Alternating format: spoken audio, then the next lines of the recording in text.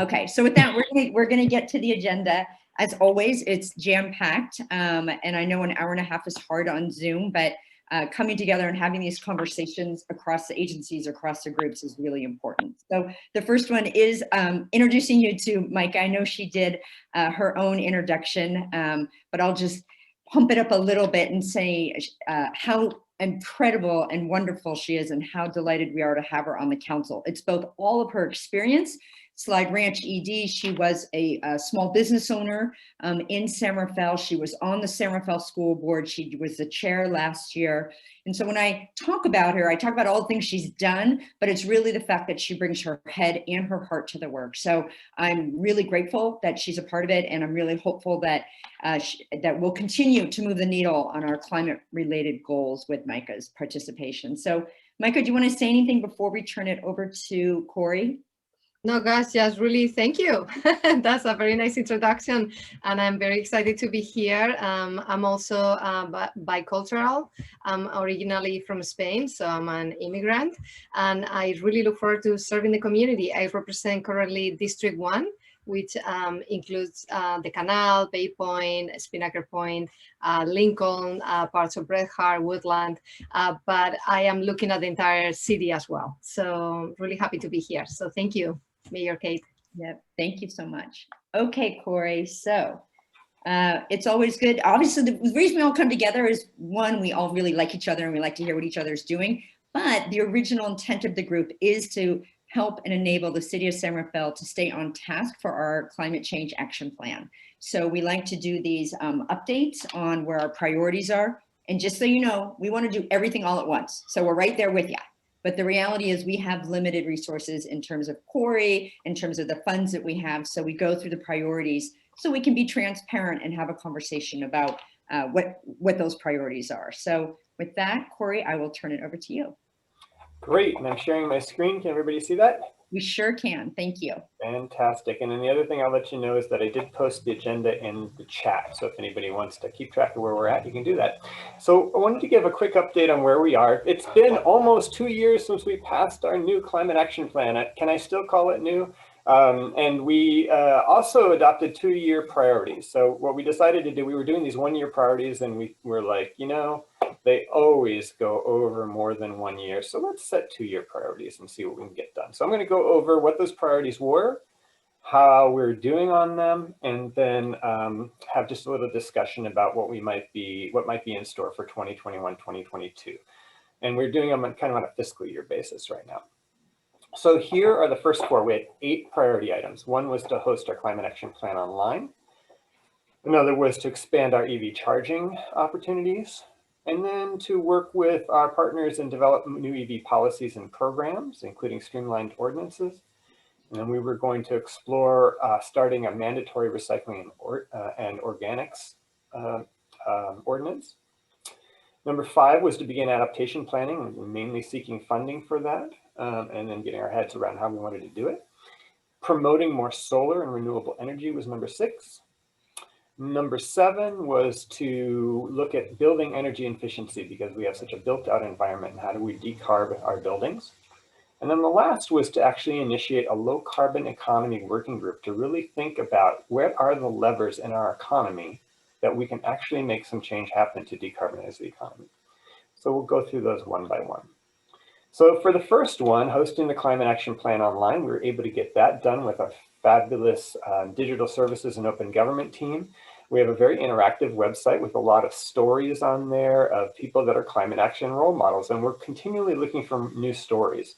So I saw Ralph on here, and I believe his church is one of the climate action role models. So we have businesses, nonprofits, religious institutions, and individuals, and we're always looking for new stories and new people. We did kind of fall back a little during the pandemic and promoting this and promoting our stories. So if we want you, if you have a good story about something that's in our climate action plan that you've done, because remember, 99% of our greenhouse gas emissions come from the community, not from city government. We need all the stories, and we need people to be modeling the behaviors we want to see people do. In terms of our EV charger expansion, we did put in several new EV chargers at City Hall, all being fueled by our solar on the City Hall roof and in the police parking lot. And so including a couple of Tesla chargers. So come and fuel your vehicle with clean energy. And we're looking for more opportunities now that we've done the Public Safety Center and done a build out. And that actually has some chargers as well. And we have chargers at all the new fire stations too. So in terms of EV policies and programs, we did do the streamlined ordinance right away when that happened, but we didn't actually implement it in terms of the protocols and procedures. But we did that in 2019 and also built out with the county a simple platform and checklist that can be used by all the cities in Marin. And then we produced that for Marin Climate Energy Partnership. And the last time I looked at this map several months ago, San Rafael, and not even at that point, the county wasn't, there were only a couple of green, and now almost all of Marin is green. So I'm happy to say that that is in place. And then our awesome chief building official has done a lot on the website to show how people can do things and be able to click around and find exactly what you need. We were pretty bare bones on that earlier on. And then we do a lot of promotion as well with Drive Clean Marin. And then one of the big things that we're working on right now is trying to get ourselves to, and we're hoping in the next month or so to bring this to council, to switch to renewable diesel for all of our diesel vehicles.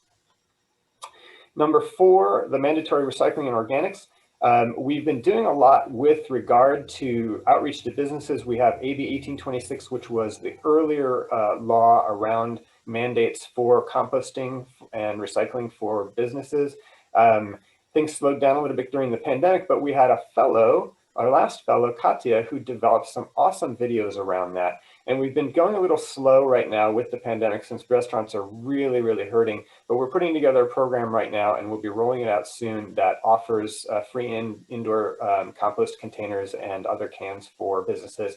And then we're working with a consultant and all the Marin Sanitary Service jurisdictions this year to develop new ordinances for all of us to be able to implement. So we're kind of leading that effort with all the other jurisdictions. So by the end of the year, we'll have an ordinance to council so that it's in place by January 1, 2022. And then in terms of adaptation planning, well, we built up this website. So I'd love everybody to take a look at our adaptation pages. It's very simple, cityofsanrafael.org/adaptation. And you can look at all the different things that we have up there. And we've been working with the county. We'll get into this a little bit more after this item. Chris Chu is going to help me talk about what we're doing in terms of adaptation planning and our partnerships and coordination around the county. But we did just find out about 20 minutes before this meeting that we did not get our Ocean Protection Council grant that we applied for. Many, many, many agencies applied to it. They had way more than they could fund for sure. We knew it was going to be highly competitive, but what it did, which was really awesome, was that it got us to sit down with the Canal Alliance and Multicultural Center Marin and build out exactly what we think we want to do. And so I'm very proud of that. And there's another grant that we're lined up for, and Chris and I are going to talk about it next week. And then we'll circle back around with Multicultural Center Marin and Canal Alliance and apply for another grant. Oh, one other thing I wanted to mention about adaptation planning. As most of you know, the general plan draft is out there for public comment, and some big things that happened. There are a bunch of programs related to sea level rise in there, as well as there's an adaptation report that will guide our planning efforts going forward and some other things. So there's a lot of work that was done there. And now we start to get into the ones that we didn't get to so much. And solar and renewable energy, just very difficult. You know, I spent for several months about 80% of my time in the EOC, and so there was a lot that we didn't quite get to the point where we want to be. However, again, Don, our chief building official, worked with me to make sure that at least we have our website built out so it has all the information there for homeowners, including and businesses, including links to some of the great materials that the county put together, specifically related to what does a generator mean for you versus what does a battery pack mean for you on your home, and really encouraging people to look at the ROI and to look at the health benefits and all the other benefits of choosing battery over generator for your homes during the PSPS. So there's some good stuff on there anyway. And then in terms of our building energy efficiency, we do help promote Electrify Marin. And we've done some work on energy efficiency promotion, but not a lot in that regard either. And so exciting news though, we just landed a new volunteer who is actually the husband of somebody that works for us. And he has an extensive background in energy efficiency and benchmarking, and he's committed several hours a week to us for a while to help us get this program up and running. And then in terms of a low carbon economy, this is something that we're starting to work on right now. Travis and I are doing a lot of research. We just had a call with Santa Cruz that's really kind of ahead of the game on this, looking at the recovery and how do we recover in a low carbon and equitable way. And so what this will involve is something akin to our climate action planning process, although we're still developing it now. And the idea would be to do meetings with the idea of coming up with some specific recommendations and things that we feel like we can do to really move the economy in the direction of low carbon in a way that helps with job development and helps with making sure that there's more resilience going forward. So when we do have disruptions, we have a more sort of a broader portfolio of folks in the community, and that people are connected even more than they are at this point. And so that's kind of a recap of where we're at. And I'll give just a real brief thing on what we're thinking about for the coming year, and then I'll open it up for questions and comments and ideas as well. So at this point, the timeline is that from here through April, we'll be working more on some of these priorities. So we're hoping to get a little further again with the EV programs, the benchmarking, and the building energy efficiency work. We're going to conduct the 2019 greenhouse gas inventory. We should have the emissions factors here pretty soon. And then we'll develop some new draft priorities. We'll have our April CCAP meeting where we'll review where we're at and what our draft is to go to council. And then we'll bring the report to council and our new 2-year work plan sometime either in May or June. And then here are some of the things that we're considering. So there's a fair amount that's carryover. So we've got a long way, but we haven't gotten through everything. We're just beginning the equitable low carbon economy, which we had hoped to start back in March or April last year. And of course that didn't happen. So that's probably a year-long process or so. And then we'll work on the building benchmarking and renewable energy promotion. Again, I mentioned the mandatory organics. That's a work program for the year. Adaptation planning and funding, which is a big priority and a lot of work. And then the EV readiness plan to get us over the hump with that as well. And TAM is just running a program out that will help us with that.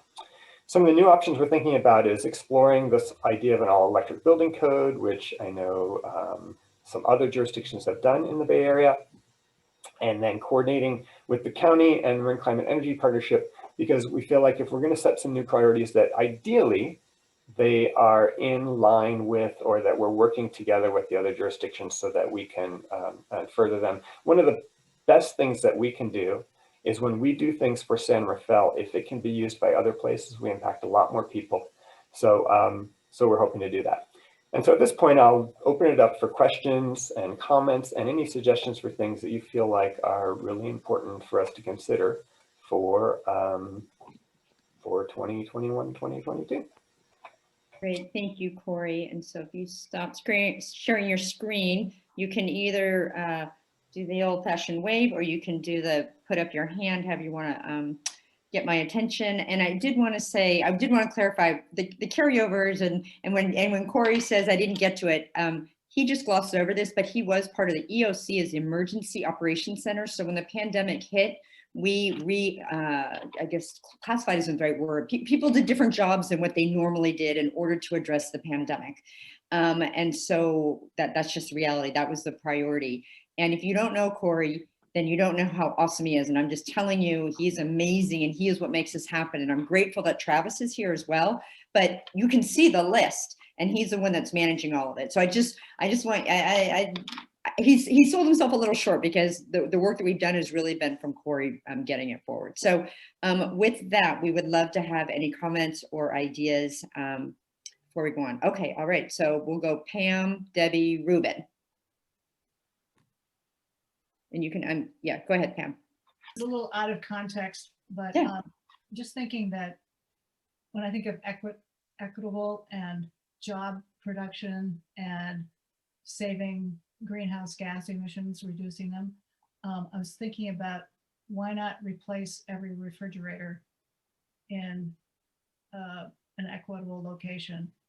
It seems like the funding for that could be less than funding for other ways of green building codes, for example, which perhaps there aren't that many new buildings that would be built compared to replacing refrigerators as one item Thank you. Great. Thank you. Debbie. Yeah, that's an awesome idea. And looking especially at refrigeration in small businesses where you've got not only energy efficiency, but short-lived climate pollutants as well. If you look at different, yeah, that's an outstanding idea. So I have 3 kind of questions for you. And Corey, I want to second what Mayor Kate said about what amazing amount of work you do, Corey. And I'm just so impressed and grateful that you are here in San Rafael. You went a little fast for me and you talked about an ordinance that was going to come before council on zero waste. I wasn't sure what the ordinance was to do. So that's question number 1. Question number 2, at the end of your presentation, you talk about coordinating with the county, which was where I was going, because I'm just curious, what is the county prioritizing? I mean, you talk about San Rafael leading the county. Does the county have some initiatives that they're really focusing on that you're interested in? I'm curious. And then 3, I can't remember, so it'll come back later. Well, look, if you remember, go ahead and put it in the chat. Okay. Yeah. Go ahead, Corey. Yeah, so the ordinance is related to SB 1383. So it's a mandate. It's the mandatory organics ordinance. Then in terms of coordinating with the counties, the county did just pass their cap. And I did have a conversation with Dana Armanino at the county about that and said, I'd really like to align our priorities. Have you come up with a priority work plan yet? And she hasn't quite gotten there yet, but we discussed a few things. And then I also talked with Christine O'Rourke at the Marin Climate and Energy Partnership about that, because she is the, for many of the cities that don't have a sustainability coordinator, she's kind of their go-to person to make sure that, again, that we have some alignment around that. And often, a lot of them are very happy to go along with whatever we put forward, especially if they get a lot of support around it. But I think this building electrification piece is one of the big ones that we never really got to that with the last round of green building updates. And I wanted to say too, Pam, thank you for your comment. Excellent idea. What Christine O'Rourke mentioned too around that was that in terms of the built environment, one way that you can really get at that is, mandating that when people swap out heating in their homes or businesses, that they move toward electric. And there are a lot of complications with that, but it is one way to get at the built environment as well. So it kind of aligns with that. Did you think about your 3rd one? I did. I'm sorry. It has to do with one of the things I'm really interested in is not only electrifying passenger vehicles, but electrifying delivery vehicles and freight. And that needs a different kind of charging. That needs more fast charging plazas where you can have, that seems like a really important thing for the county to work on as a whole. And I'm just wondering if that's something that's already on your radar. So yeah, and in that one is where we will defer to or will work with a lot is TAM. Transportation Authority Marin has just put together a proposal to work with all the cities and towns in the county to understand where and what we need in terms of electric vehicle charging infrastructure throughout the county, to be able to work with all of us to identify that holistically. So we're excited to work on that plan. And I think Christine O'Rourke is going to be hired to do that. So we're looking forward to working with her soon. Great. So Ruben, Olivia, and then John. So go ahead. And after that, Gary and April. So go ahead, Ruben. Yeah, I have a comment and 2 questions. First of all, I want to thank Corey for all of his tremendous work and all the things that he does. He works really hard. I have the pleasure to work with him and collaborate with him in several different projects, and he's just a blessing to have here in the city of San Rafael. So thank you, Corey. My first question is, I wasn't very familiar, or I'm not familiar at all with the map that you show. And I'm just wondering what the green and the red and all the different colors represent. Great. So that map is the California governor's, it's their EV, Go Biz is what it is, and I can't remember what it's called, but it's their map to show streamlining. So they passed this law in 2017 that basically said we want EV streamlined permitting. So people are not confused when they come to the counter. It's easy. Within a day or 2 that they get their permit. So it's not hung up with all sorts of things, especially in planning. And there were some challenges with that. And there was some gray area. But nevertheless, we did pass the ordinance in time. The challenge was actually having all the streamlined process so that when you went to the website or you came to the city, everybody understood it and could communicate it, and you could actually get the job done. And so we had passed the ordinance, so I got 1 out of 5 of the things. If you get all 5 of the things, then you turn green. If you're red, you haven't really done anything yet. You haven't even passed the ordinance. And then, you know, there are like other colors within that, orange or whatever. So that was all around electric vehicle streamlined permitting. Thank you. My second question has to do with EVs. I drive an EV, and it's sometimes frustrating not to be able to find a charging station that is working, you know, and I've been trying to get my wife to switch her vehicle to an EV, but she says that until we get a better infrastructure about charging stations, she won't, you know, change. But with the leadership from coming from Sacramento, with that executive order passed by Governor Newsom, requiring that all the vehicles in California, the new ones, are electric vehicles. Is the city of Santa Fe planning anything to have more charging stations available? I'm thinking maybe replace those parking meters all you know, across the downtown area with EV charging stations. You could still charge to park there, but at the same time have the option to charge your vehicle. We definitely need more charging stations all over the county. Yeah, it's a good point. And we want people to charge during the day, right? We want workforce or workplace charging. We want charging where people can do it when the sun is out. And they're not, so otherwise, if you're charging at night, you're driving a natural gas vehicle pretty much. So we want people to charge during the day. It is challenging. Those we're a small enough city where that type of infrastructure is sort of outside of our knowledge base. One of the things we keep suggesting to TAM is the more that they can have technical assistance where people can come in and actually help us and lead us through the process, the better. Right now, there's a lot of rebates out there. There's a lot of money flowing. The challenge is when you're not in a big city with a lot of staff and a lot of engineers and people that really know what they're doing in this realm, it's like a lot of new stuff. And so we miss opportunities. We do things partially and we get the thing done, and then we find out, oh, we could have done it this way, you know. So that's where we struggle with some of those innovations. We want to do them, and they're necessary to do. And I think when TAM does this planning effort with us, that'll be very helpful, and it'll uncover that and be pretty apparent to them and others that that's where we could really use some benefit, is with that engineering support. Great. Okay, we're going to keep going on to our questions, and then it's going to be Olivia, John, Gary and April, and Bill. And if you have any other ones, put them in the chat and we will either answer in the chat or we'll see if there's room at the end. So Olivia, you are up. I saw you somewhere. There you are.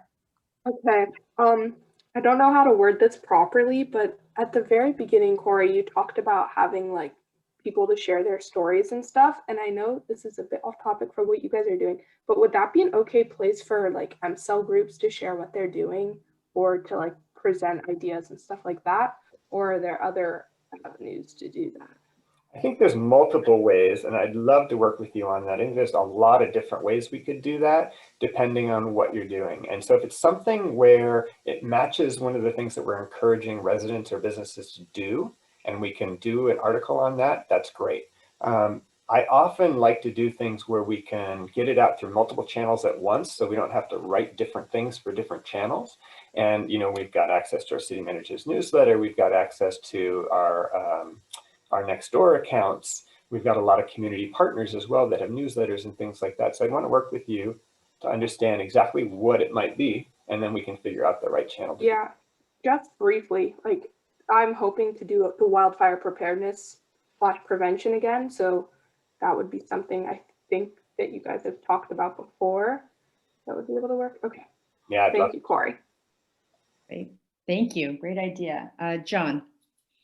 Yeah. Hi, everybody. A couple of things that I didn't see specifically mentioned in the plan, and they may be there, you know, in the weeds, but neighborhood microgrid networks so that neighbors can share their solar generated power with others. And the second thing was community gardens. Are they in your plan, Corey?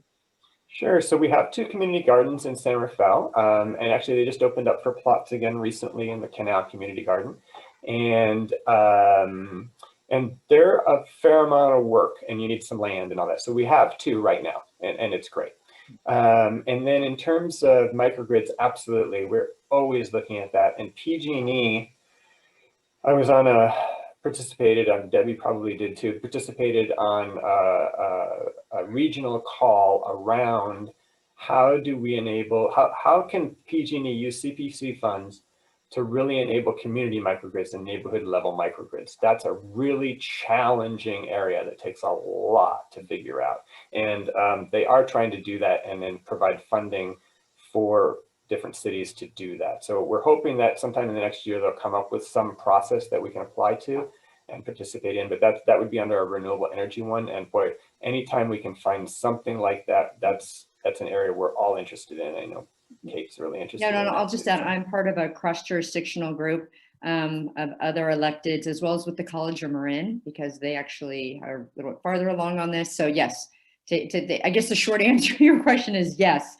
This is a lot of information out there, and I think it is a keen interest of mine. So stay tuned as we figure that one out. Okay, Gary and April, and then Bill, and then we're going to move on to Chris and her presentation. So Gary, there you are.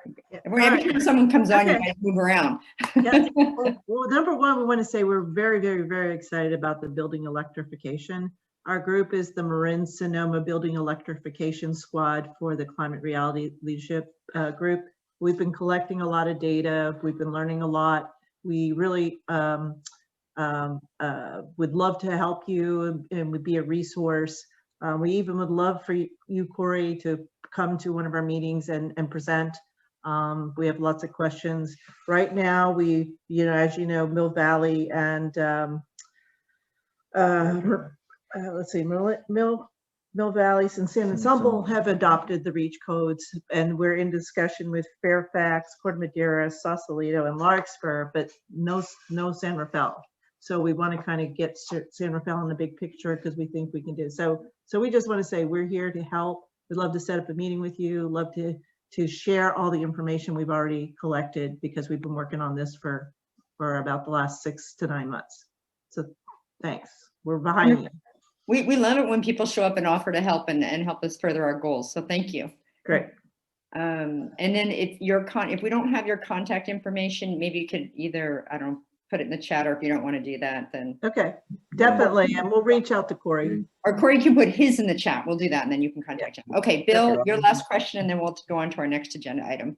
Okay, I wanted to really second what April was just talking about.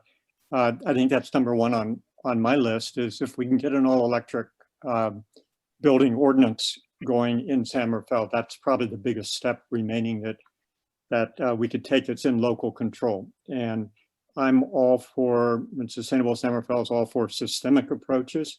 So we're not relying on individuals, but we're putting it into the rules and becomes part of the system that people are electric. So I really back that one. And also, of course, I love the idea of mandatory organics recycling and responding to the state's mandate on that. And as I mentioned at the council meeting last night, we're ready to help out in that as you guys, as the city talks for the next 11 months with the consultant and with MSS to get that in place. And I know we got a lot of expertise right here on the citizen side with Belle and her biomass work. Kay and Jimmy have thought a lot about this. So, we hope to be a part of that process. So we're all gleaming with success when we get to December. And then quickly, EVs, obviously hugely important. I'm really glad to hear that you're working with Drive Clean Bay Area on that and promoting adoption of EVs is really important, and certainly a county-wide thing to do.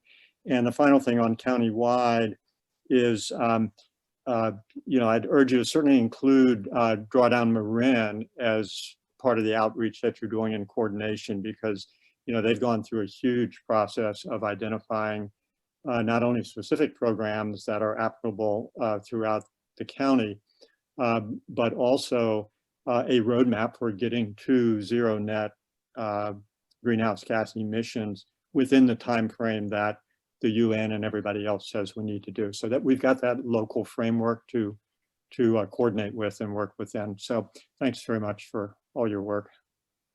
Thank you, Bill. And that's a perfect segue to Chris Chu, who's going to talk about, she's from the county, with the county, talk about adaptation planning and the coordination among the jurisdictions. And you're right. I mean, we all know that climate-related solutions can't just be in one jurisdiction. And we are so grateful to Chris. Everything I said about Corey, you can also apply to Chris, just so you know. I'll just leave it at that. She really makes things happen and really brings in the stakeholders to have those broader conversations.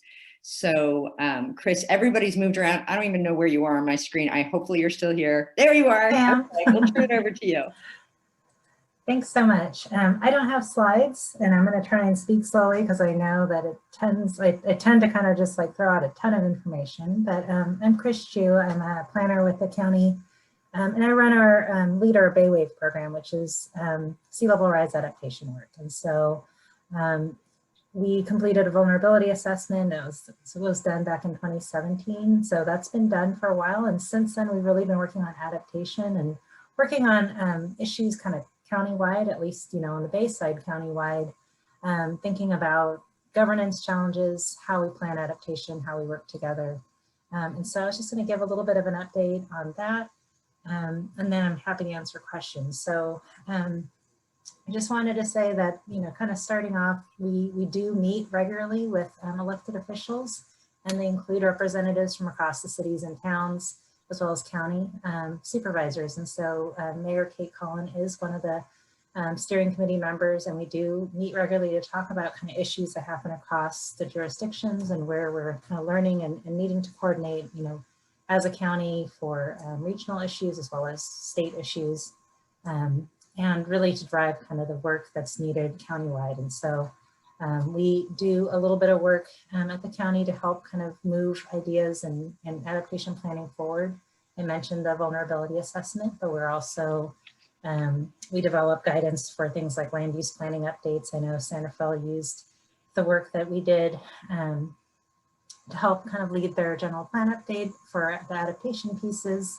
We're also looking at data gaps and things for how sea level rise, fire, transportation, all sort of come together. And so one of the things we've been looking at for the last year or so is how flooding impacts access to hospitals, how it impacts your ability to move around the county. And because we flood in so many places, and because Marin is a peninsula, and we have so few roads that really do connect us, you know, countywide, when one segment of anything floods, we tend to start to see impacts really quickly. And so we've been working with fire, we've been working with communities to start using that information to try and plan.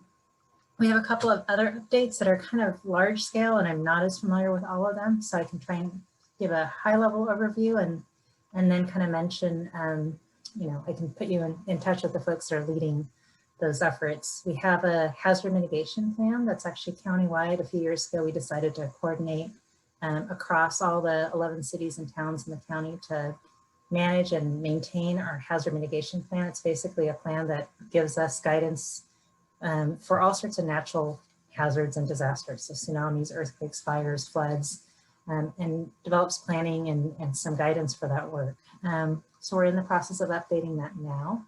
And we're also collecting some additional information as part of that update. And so I know Fire has been working on vegetation mapping. We have some flood work that's happening in terms of survey information, and that'll all go into an update that's coming in a few years. We also regularly meet with planning and public works directors. And so we have work on sea level rise that really requires coordination kind of at the things like general plan updates and thinking about the long-term planning for the community, but also on short-term, you know, capital projects and things where we may want to make improvements on some of those flooded road segments, for example. And we're looking to see how we can do that working with all our jurisdictions. The other thing I'll mention is that we, there's a handful of us that are doing this work. And so Alex, who hopefully you've all met before, runs Drawdown Marin. She works with me at the county. We've been working together on just implementing Drawdown Marin. Corey, myself, and Leslie Waco, also from the county, all worked on a resilience hub idea for the canal, and are trying to continue to move a lot of the drawdown initiatives forward because there's a lot there for the community to engage with. And it makes a lot of sense to connect mitigation and adaptation when we can. So we're always trying to coordinate, and we're trying to make sure that any outreach we do through one hopefully connects to other programs at the county. Corey mentioned grants, so maybe I'll just leave it there and answer any questions and let Corey talk about kind of the next steps in terms of the adaptation piece. Corey, you just muted yourself. Yep. Whoops, sorry about that. I just put a link in the chat as well. So the countywide multi-jurisdictional local hazard mitigation plan, that 5 times fast, is looking for feedback right now. And there is a meeting coming up early February on wildfire, and then they're going to do several meetings throughout the year.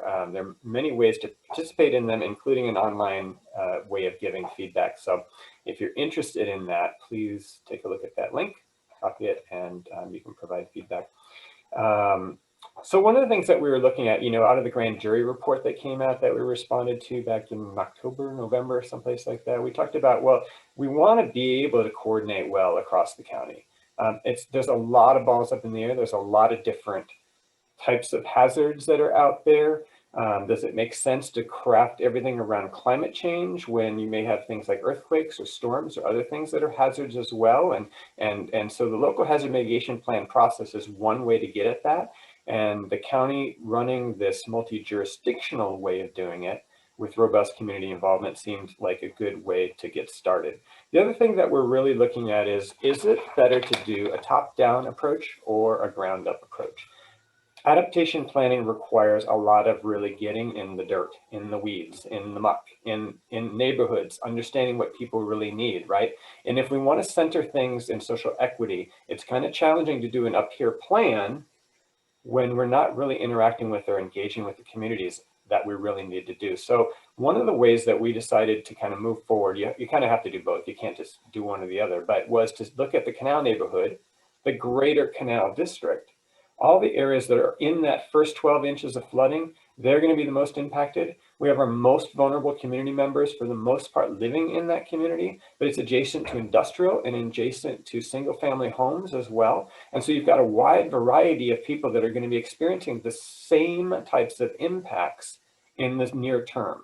So that's where we started to really reach out to Stephanie's on the call here and Marco on the call from Canal Alliance and Multicultural Center Marin, and said, how can we get at this? How can we really get at this? And knowing that we have different constituencies with maybe some different perspectives and different priorities, how do we develop a vision, a shared vision, and from there identify some priorities that we can move forward with and have that inform our larger adaptation planning effort? And so being able to work with Chris and the county on this brings a lot of that coordination. And what are the gotchas? What are the hard parts about coordination? Where are the opportunities for coordination?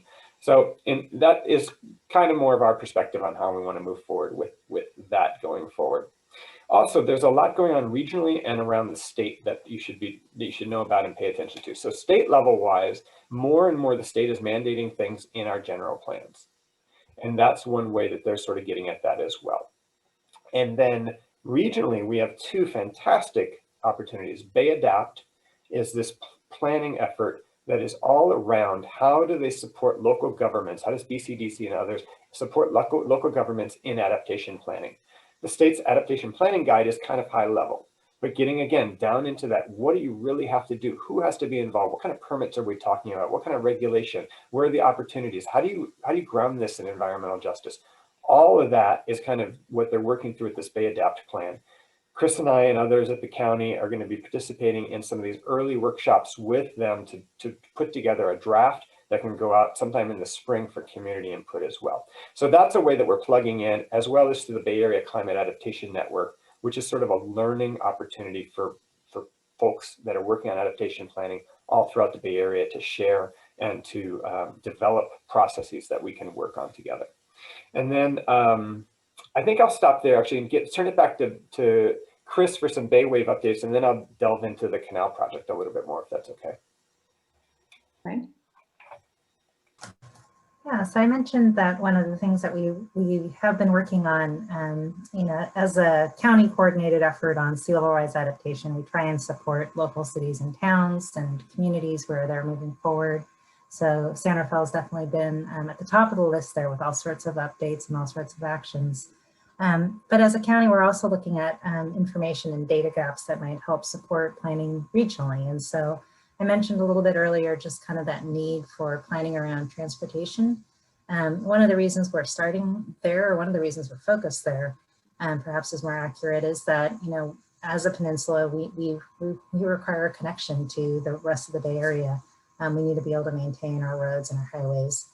We work closely with Caltrans. We've been working with Public Works, and as we start in 2021, we'll actually be working with TAM staff as well to be thinking about how we can start to adapt places that may face issues with like 10 inches of sea level rise in the 100-year storm. And so the canal definitely ends up being one of those places, but many other places, Belvedere, Sausalito, Mill Valley, many places across the county. And, we've all experienced this when something goes wrong on the freeway or even on local streets. Sometimes it really does affect how we can move around. And so what we'll be looking at is improvements that we can make kind of in the near term for this short-term sea level rise, flood scenario.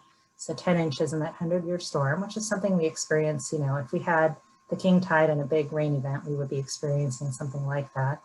And then working with Public Works and others to see if there are improvements we can make, either to elevations, if it's like a low spot in the road, or maybe the drainage and the pipes under the road that might contribute to the flooding, so that we can see if we can start to gain some ability to fix some of these problems. And then I think secondarily, where we can't easily fix problems, because sometimes it requires the whole road being raised quite a bit to move areas out of flooding, looking to see if we can have secondary routes that are protected or that are maintained so that folks can get out if needed. And we've been working with transit, we've been working with emergency responders, and we've been working with the sea level rise information we have to see where our next steps are. And I think this has been a really critical thing for working in Marin successfully is finding that nexus between the people who are concerned with fire and the people who are concerned with floods. And in Marin, it seems like those two get really close, but they don't always overlap. The people who are most impacted by flooding generally aren't as impacted by fire. And so trying to find ways to bring kind of all those concerns together so we can be planning as a county and hopefully prioritizing projects as a county to address those across, kind of small scale, as well as, planning for things like Highway 101, which are much bigger scale projects. I'm gonna turn it back over to Corey. Bring it home and then we'll get on to MSL, but Yes. And open up for any questions or comments first. But the canal project, this is to me is the most fun, the best, most important project that we can be working on right now. First of all, Stephanie and Marco and I and Alex from the county are going to be on a team for resilience hubs. The idea of a resilience hub is that, okay, so when things are not going well, where does a community go for support? And so right now, of course, Borough Center is one important place where the community can come together and support each other. But what other types of things can be involved in a resilience hub? How do you attend to near-term stresses in a community while also planning for long-term impacts? And so we'll be going through that training together. We're actually co-sponsoring it. It's a region-wide training. And then we've been talking about how do we shift power and how do we engage communities more, such as in the canal neighborhood. And so the grant that we applied for, that we, again, will be applying for another grant, really the base of it is to say, how can we provide long-term staffing at Canal Alliance and Multicultural Center Marin, knowing they're our most important community allies, to actually have staffing that becomes sea level rise and adaptation experts and helps work with us to build the plan or build the planning effort together with the city and the county. So that is the planning effort, and we'll be applying for a Coastal Conservancy grant here soon and continuing to look for funding opportunities to do that. And I just ask if Stephanie or Marco want to say anything about that real quick, and then see if anybody has any other questions about this. Stephanie or Marco, do you want to comment? Stephanie, you trying to unmute? There you go. Yeah. Hi, everyone. Yeah, so actually the Resilience Hub training, the orientation was this past week. So that's already started. It's a monthly training session, so we're excited. As far as canal lines, this is really relatively new for us. And so we're still in the onboarding stage. I'm still learning, but I've got a lot of great support. And we're just very excited to put this issue in kind of our top priorities for this year, especially around sea level rise and housing. So that's really what our focus is going to be in, and the reason that I'm engaged in all this and excited to be working with everyone. Thank you. Marco, did you want to comment? Nope, I'm good. The Resilience Hub is also something new to me, and but I look forward to it being an extension of the Canal Community Resilience Council. Thank you. Thank you. Thank you. Actually, I'm going to forgo. I know people might have questions. If you can put them in the chat, then Corey or I or Chris will answer them, because I don't know about the rest of you, but for me, a highlight of this meeting is actually hearing from our MSL students. Not only do they have insightful and thoughtful work, but they are as well in coordination with us. We are working together, and we need them at the table. So I'm going to move along to that agenda item. I don't know who the MSL group is going to start off, but you guys can take it away, and we are so glad you're here. Okay, Catherine looks like she's taken over. Okay, All I'll right. share my screen. We have our presentation ready. Wonderful.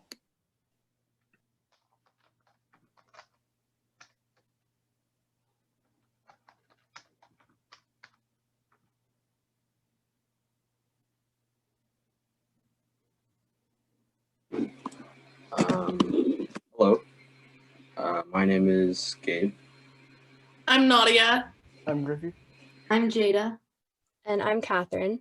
And one of our members, Lauren, couldn't make it today, but she's part of this presentation. And we are the Slow Streets lead group from the Marin School of Environmental Leadership. So our project is called Downtown Climate Reduction, which is basically exactly what it sounds. We're trying to reduce the climate impact of downtown Centerville. And that is mainly focusing on the streets and traffic and cars and things, because 28% of greenhouse emissions come from cars and the transportation industry. So that's something that really needs to be addressed. Yeah, and we're looking on the streets, but mostly the streets, but also just overall the climate impact of downtown Centerville.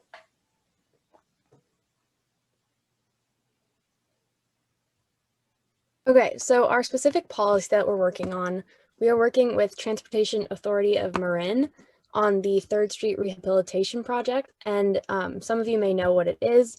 They're working on trying to obviously rehabilitate 3rd Street. They are trying to add a bike lane, which is a really big part of what we're trying to get them to do, because obviously adding a bike lane encourages bikers to come, which are more environmentally friendly than cars. So that's a great way to reduce the amount of CO2 we're putting out. And also we're trying to get them to incorporate more environmental aspects.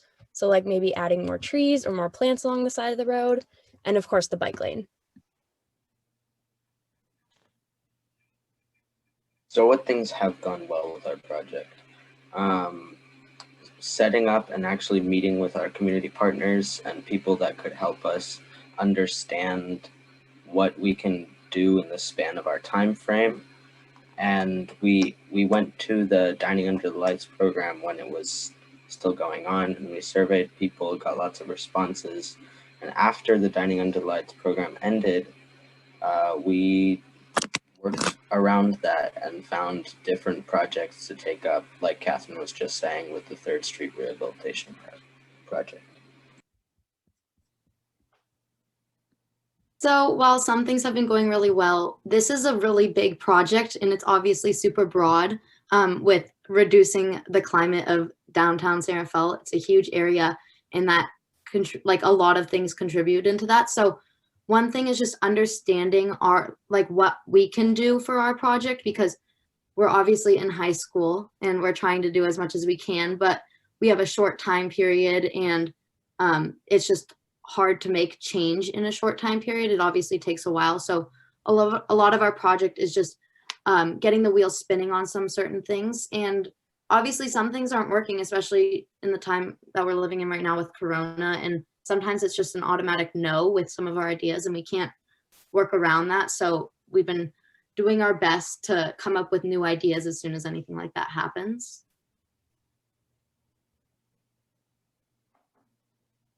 So we're about 65% completed with our project. And we definitely still have some work, but we came up with this percentage because, like we said, we've already set up contacts and done meetings, like the CCAP meeting that we're attending today and that we've attended. And also we've done meetings with BID and TAM Bikes, and we're setting up projects like with businesses like the 3rd Street Rehabilitation Project. We're working to improve the dining under the lights. And also we have an idea of getting restaurants to hand out environmentally friendly utensils when they can start dining people outdoors again after the lockdown is lifted, and also when they're giving people takeout, to use environmentally friendly utensils if we can work with them to do that. We still have to do a lot of work for these projects to be completed, and we have to collect data for all of them, but that's why we're at 65% and not at 100 yet. So we have a lot of next steps that we're currently working on. One is we were working with Ida and Jaime from the Business Improvement District, which is for the Dining Under the Lights event. So we need to write a survey for them about what kinds of days would work best and just improving the Dining Under the Lights event overall. Another thing is to reach out to restaurants for what Nadia was just talking about we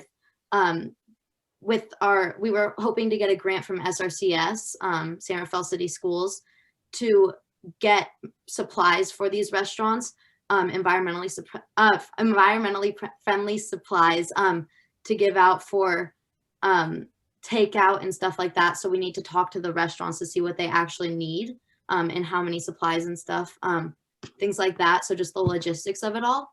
And then we have to meet with Molly from TAM and April Miller. We've already been meeting with Molly consistently about every other week since around the beginning of our project to talk about the 3rd Street Rehabilitation, and now April Miller to work with them on that. And then we need to just refine our policy and get it all written out. Okay, thank you so much. And yeah, we are totally open to questions if anyone has any. Yeah, I hope we have some questions. So if you stop sharing your screen, well done, Catherine, then we can see each other. So yeah, let's have some questions. Ruben and then Bill. Yeah, first of all, I want to commend you for what you're doing. It's I'm very impressed that we have young citizens in our community that are so engaged and doing their part to practice sustainability. As far as the restaurant project goes, I'll be happy to provide you with a list of the restaurants that I have worked with that are part of the Food to Energy program. They are already businesses that are doing their best to do their part, and try to do the best they can to have sustainable practices in place.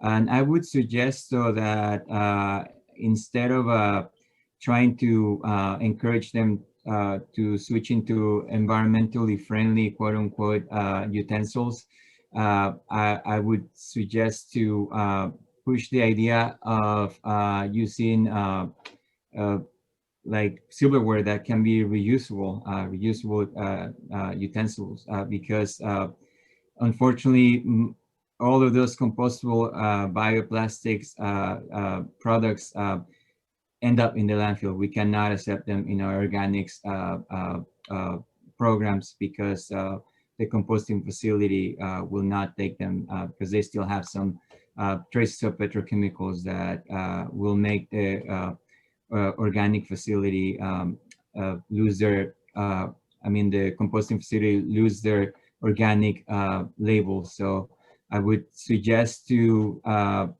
push reusables instead of those bioplastics that really end up in the landfill. That's just a suggestion. Okay, and feel free to reach out to me. I'm with Marine Sanitary Service, or I can put my email there on the chat. That'd be great. Why don't you put your email in the chat? Thank you. Yeah, and thank you so much for that suggestion. We'll definitely reach out. I think that's a very good suggestion that you have. So thank you. Happy to help. Absolutely. Okay, Bill.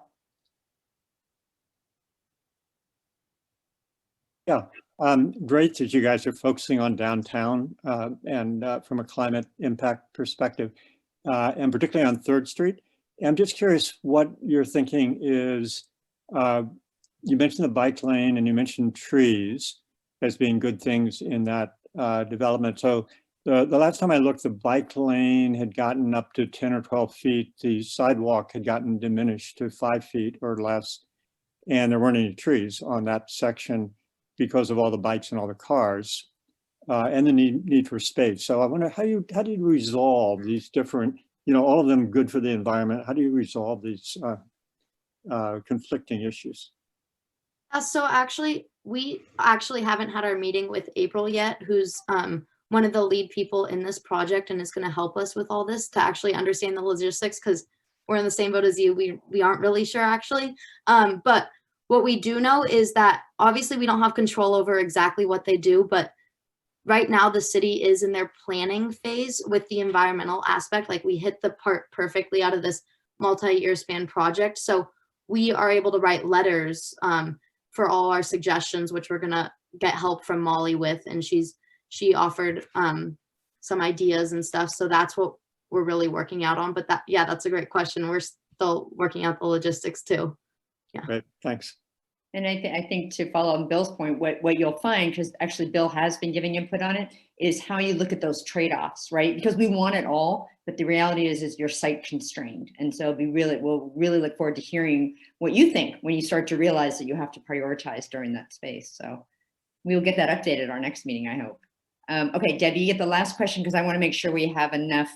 I'm just going to go to Debbie. Sorry, Alice, maybe you can put yours in the chat for the students. They'll see it because I do want to get to the last, the other MSL program. Go ahead, Well, I Debbie. was just really curious if you could share a story where you had an idea and it got shot down, and how that happened, what it felt like, and then what you did about it. It's something that we all experience. I don't think it's age related. I think that happens with ideas. So can you just share a little bit more about what that was like and what happened? Don't be shy, you're among friends.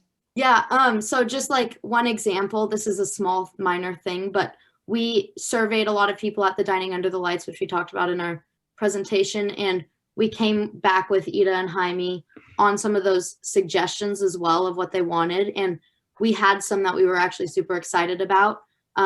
For example, just like setting up music downtown and stuff, but right now that's not able to happen because of everything that we're in with Corona, so we obviously didn't know that, and that was just something that we were like, okay, now we have to come up with more ideas of how to get art downtown and how to put these put community still into our project, even at this crazy time. So that's like one way how we've dealt with coronavirus and being said no, just everything at once and stuff. So yeah, just things like that, little things. I'm sure there's bigger things too. I just can't think of them off the top of my head. Yeah, going along with what Jada was saying, I think something that really affected our project was the weather, because the whole main goal of this project was to really work specifically with Dining Under the Lights to help reduce the cars and emissions. But since the weather was getting really bad in about November, and our project I think started like October, sometime around then, the Dining Under the Lights program got shut down or postponed till, March or maybe February, depending on the weather. We don't know yet. Got postponed. So I think that was really hard for us because we are actually presenting our project to like our teachers and everything in March. And we wanted to really work specifically with people who are coming to Dining Under the Lights and people who were, and see how they were like getting their transportation there, if they were taking cars or bikes or what, but we actually couldn't do that because of the weather, because it got shut down. And for that, we had to come up with other ideas and alternatives to work with downtown Santa Fe that didn't specifically relate to dining under lights, which was really hard, but I think we came up with some good solutions. So. Great. And to clarify, actually, we closed it down because of the shelter-in-place order. I'm a big supporter of the outdoor dining. I want to do everything I can to support our downtown businesses. I'm like, shoot, if people have to show up with their own blankets, have them do that. I thought it was, for some reason, I thought it was both, but I also thought it had something to do with the weather. But thank you for telling me that. I did not know. So yeah, no, as soon as the order lifts, as soon as our numbers and they're looking better, they're not there yet. I tell you, we will get it up and going and everyone can put their down jackets on and go out to dinner. Yay, great. We just need to keep going in the right direction. Well, listen, that was amazing. Everyone, do clap or however you want to clap on Zoom for them. I'm going to switch it over to the next MCEL group. And I know we normally end at 5:30, but we don't want you guys to rush. We're really appreciative you're here. So take your presentation. We'll do questions. And if anyone has to leave, that's fine. But we're going to stay until we get to everything. Okay, so who's the next person? Okay, that'd be me. So we'll be quick. So Jackson. I'm Jackson. Turn off your camera. Colin, Jackson. And I am with the Marin Wildfire. Is this better? This is better. Sorry. Yeah, go ahead. Okay, so I'm Jackson. I'm with the Marin Wildfire Preparedness Group. And if you don't know us, we're students at the Marin School of Environmental Leadership, and we devote our time this year to informing others on how to stay safe and prepared in the case of a wildfire. Here's Olivia. She's going to talk to you guys about what we've accomplished so far. So unlike the sophomores, we only had a single semester to do our project. So we finished that in late December. And throughout the entire project, we had to collect measurable results, and also it's a nice thing to have. So we did 4 class presentations to 3rd grade, to 5th grade, and a 7th grade class, I believe it was. And we did a Kahoot during all of the presentations, like at the end, so that way, one, the kids would stay engaged so they could win, and also to collect measurable results. And from the Kahoot, like a virtual quiz game, we got about a 70% accuracy rate, which was our goal. So that means about 70% of the kids and teachers we presented to either will have talked to their family about having a plan, or they packed a go bag, or now they just know what to do. Even if a 3rd grader didn't directly tell their parents, when it starts to like get smoky out, maybe they'll remember, oh yeah, we were supposed to do that. So now it's in their little brains. And then we also made an Instagram account, which has about 70 followers, which is pretty good for only working on it for a few months. We did educational posts on that and also linked to other videos. Like I know the White House quite a few years ago did one with Bo and Sunny Get Prepared with the Obama dogs. So we like linked that video just to make it engaging. And then we presented to you guys, which was a big deal. And then also we sent out a virtual flyer to Venetia Valley School and Miller Creek Middle School to put in their weekly newsletters and just to email to students and teachers. So that reached about 1,700 people. So throughout the whole project, we just wanted people to know about wildfires and to be prepared for them. Okay, so we had some twists and turns. Obviously, a lot of our problems were the scheduling because it contradicted with our classes. But we are really happy with how this project has progressed so far. In continuing in the future, we plan to go further on the few aspects of our project that could expand if we had more time, such as our social media account. We could get more followers, share more posts, kind of expand on our ideas, and our weekly newsletters, get them to more schools. We also want to kind of try to communicate with a different age group because we shared a lot with children. As Olivia said, we made presentations to the local schools and everything. So we want to kind of talk to adults and people who can help make other differences in our community. And so that was, we just want to, and maybe even start communicating with local businesses. So that's our main plan for the future.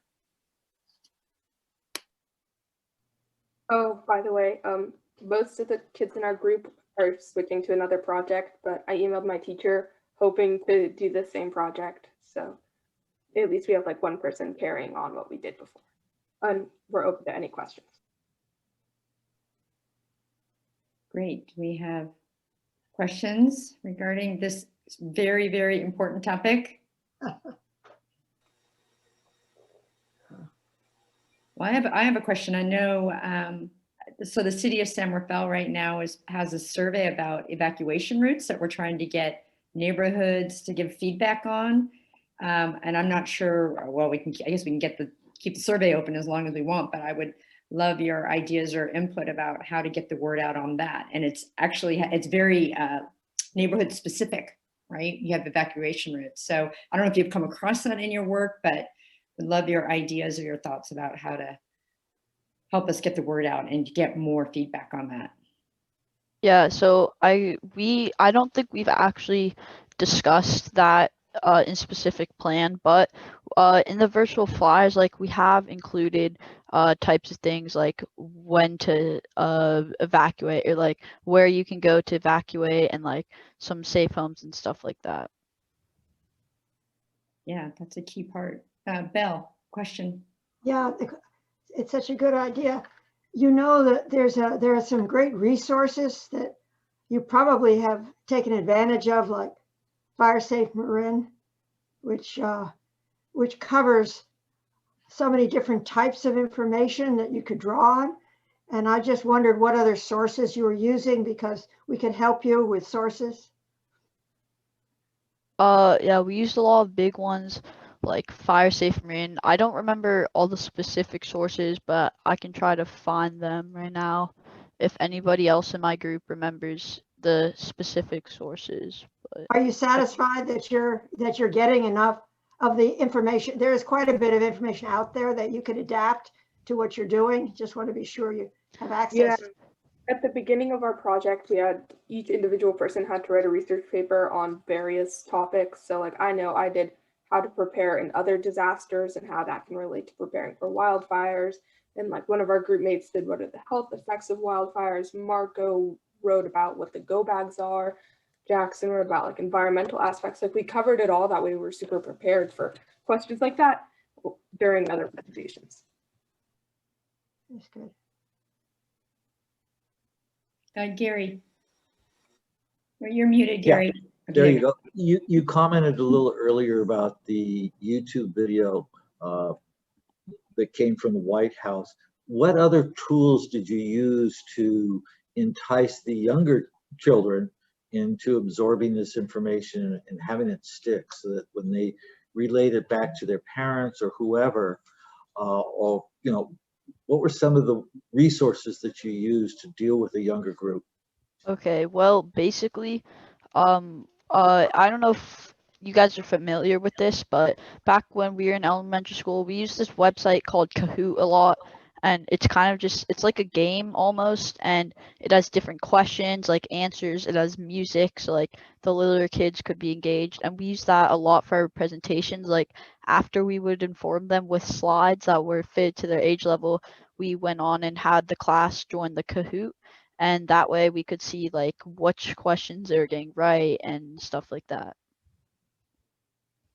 Kahoots are often like a very special thing to do in class, like especially in middle school and elementary school, and everybody gets competitive. So at the beginning of our presentation, we say there's a Kahoot at the end, and then people want to know the answers and they want to get them right. And like we even encourage the teachers to play, and every single time the kids beat the teachers. So like we would remind them like, hey guys, or we'd say the teachers like, last time the teachers didn't win. Do you think you can beat your students? Now the students want to beat the teachers. We would use stuff like that. So basically you develop a competition. Yeah. Yep. Thank you. Great tool. I'll have to check it out. I'm not familiar with that.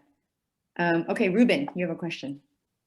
Yeah, I'm just wondering if you guys are using or are informing the people that you're reaching out to about like Nixle alerts, or the sheriff has an alert system too that will notify you by text if there's an emergency, or are you using, are you promoting any of those alerts?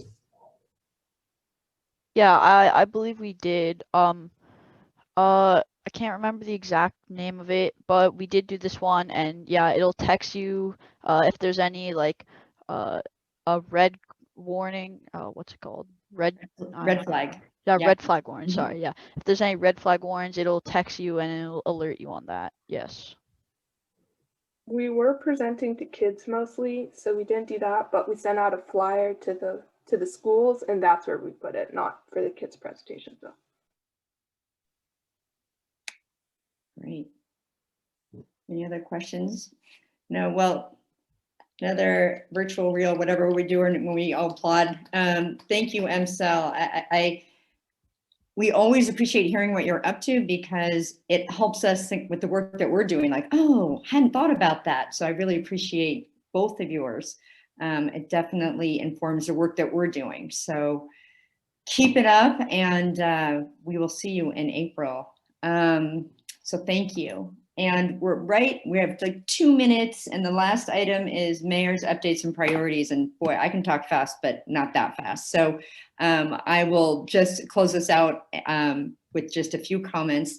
One is, and I'd mentioned this at the beginning of the meeting, but it's a very exciting time for the city in that we do have a council that's basically new. So Councilmember Mary Beth and I are continuing, but we have 2 new councilwomen, and we'll be selecting our 5th next week.